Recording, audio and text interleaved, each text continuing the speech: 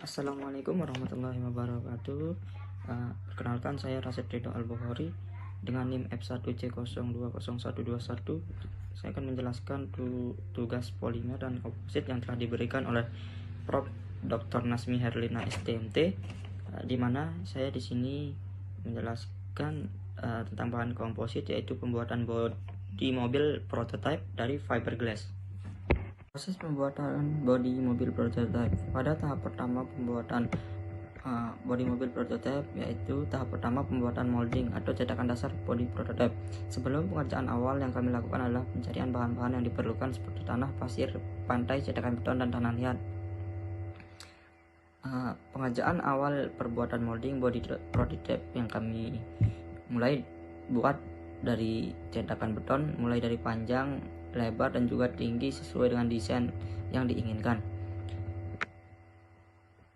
Kemudian kami mulai tumpuk cetakan beton hampir mendekati ukuran di desain. Tujuannya kami untuk menyisakan beberapa sentimeter agar melapisi cetakan beton dengan campuran tanah dan pasir, juga tanah liat. Setelah cetakan beton tersusun, kami mulai menaikkan tanah yang sudah kami campur dengan air. Tingkat kekentalan campuran tanah dan air kami buat seperti tekstur plesteran pada bangunan. Tujuannya untuk mempermudah merekati setiap cetakan beton dan bisa masuk ke celah yang ada sehingga nantinya akan mempunyai tekstur padat.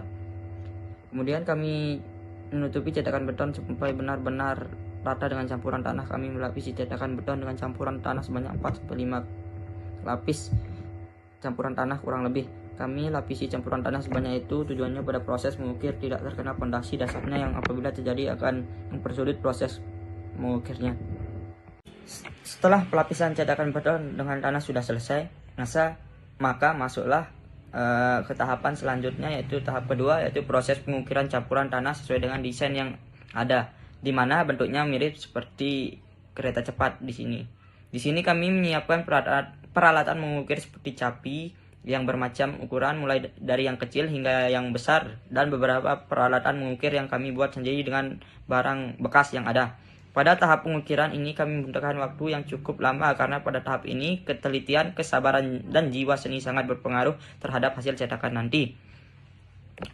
Di sini kami mulai mengukir tanah dengan perlahan dari bentuk yang gampang sampai lakukan yang sulit sekalipun. Pada tahap ini kami sering sekali menambal ulang dengan campuran tanah karena belum dapat memenuhi ukuran di desain. Mengulang proses tersebut sampai mendekati bentuk dan ukuran yang sesuai dengan desainnya. Pada tahap selanjutnya, itu tahap ketiga, yaitu pelapisan menggunakan tanah liat. Sebelum melapisi cetakan dengan tanah liat, kami pastikan tekstur dan campuran tanah tidak boleh pada kondisi masih basah.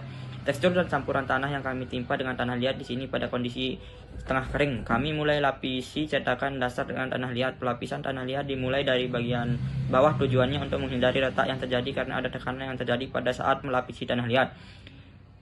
Semua bagian dari cetakan dilapisi semua dengan tanah liat. Semua bagian cetakan kami lapisi dengan tanah liat sehingga hasil cetakan benar-benar kokoh. Detail yang sulit bisa disempurnakan lagi bentuknya pada tahap ini, karena sifat dari tanah liat ini sangat mudah dibentuk dengan bentuk apapun. Selain mudah dibentuk, tanah liat juga memiliki tekstur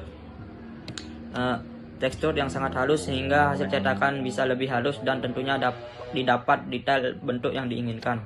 Pada tahap keempat, yaitu tahap membuat cetakan bagian dalam menggunakan gipsum. Jadi membuat cetakan bagian dalam ini dengan cara melapisi semua cetakan dasar tadi menggunakan gipsum yang nantinya setelah pelapasan gipsum kering, kemudian cetakan gipsum ini akan digunakan. Cetakan gipsum ini yang dinamakan cetakan dalam karena dalam pembuatan bodi menggunakan fiber. Cetakan bagian dalam ini yang akan menjadi permukaan luar fiber. Pelapisan gipsum ini kami bagi menjadi 6 bagian pada cetakan dasar. Tujuannya pada saat melepas dan mencetakkan dasar nanti lebih mudah. Kami membuat adonan gipsum hanya dengan mencampur gipsum dengan air dengan perbandingan 1,5:1 gipsum dan air. Tekstur dari adonan gipsum ini kami buat sedikit kental, tidak cair, gunanya untuk mempermudah saat melapisi cetakan dan tidak juga mudah tumpah saat pelapisan karena teksturnya kental. Pelapisan dengan gipsum ini sebanyak 2 lapis untuk dapat permukaan cetakan yang kokoh dan tidak mudah retak atau patah ketika diangkat nanti setelah kering. Gipsum ini didiamkan selama seharian agar benar-benar kering permukaannya. Tahap selanjutnya itu tahap kelima, yaitu pelepasan cetakan dalam gipsum. Cetakan gipsum ini sebelum proses pembuatan kami sudah bagi menjadi 6 bagian, tujuannya agar mudah pada saat pelepasan setelah kering. Setelah cetakan gipsum ini dilepas dari molding, kemudian dijemur dengan cara membalik posisi dalam menghadap luar agar dapat kering sempurna dijemur di bawah terik matahari sekitar 1-2 jam. Setelah dipastikan kering, cetakan masuk pada tahap selanjutnya, yaitu proses pengamplasan hasil cetakan dengan menggunakan gipsum. Pada proses pengamplasan kami menggunakan kode amplas 150 dan 500. Pada permukaan yang masih kurang rata kami gunakan amplas kode 150, sedangkan untuk bagian yang sedikit kasar kami gunakan kode 500. Apabila ada bagian yang tidak bisa diratakan dengan amplas seperti lubang, ada goresan dalam, maka ditambah lagi permukaan tersebut dengan campuran gipsum seterusnya sampai bentuk permukaan yang diinginkan. Pengamplasan ini dilakukan untuk mendapatkan hasil permukaan cetakan dalam yang benar-benar halus dan rata. Tahap keenam yaitu tahap pembentukan bodi. Kami menggunakan jenis cetakan dalam dari gipsum. Material bodi yang digunakan untuk bodi prototipe ialah fiber. Bodi dengan material fiber dipilih karena materialnya mudah didapat dan tentunya harganya lebih terjangkau. Dalam pembuatan bodi fiber menggunakan beberapa campuran bahan yaitu serat fiber, resin, katalis, dan aerosil. Pembuatan bodi awal dimulai dari melapisi cetakan gipsum yang sudah diberi miracle gloss dengan gel coat. Gel coat ini fungsinya memberikan tekstur halus pada bodi bagian luar nanti, di mana campuran dari gel coat ini adalah aerosil, resin, dan katalis dengan perbandingan 1:2:0,2 untuk aerosil dan resin dan katalis. Fiber bodi dilakukan setelah gel coat kering. Bahan yang diperlukan untuk fiber bodi yaitu serat fiber, resin, dan katalis. Alat yang digunakan adalah lain kuas bagian ukuran pengadukan adonan, kaleng sebagai media pencampuran resin, dan katalis gunting untuk memotong serat fiber menjadi bagian yang diinginkan. Campuran resin dan katalis tetap yakni 100:1. Hal yang perlu diperhatikan adalah pada saat menempel serat fiber, pastikan dulu cetakan diolesi dengan campuran resin dan katalis agar mudah menempel seratnya. Tahap selanjutnya itu tahap membersihkan bodi yang telah dicetak. Setelah bodi jadi, membersihkan permukaan luar fiber dengan menggunakan amplas kode 500 untuk menghilangkan sisa cetakan gipsum yang menempel pada fiber. Setelah permukaan luar fiber bersih, lanjut pada tahap penyatuan bodi fiber yang dibagi menjadi 6 bagian disatukan menjadi kawat.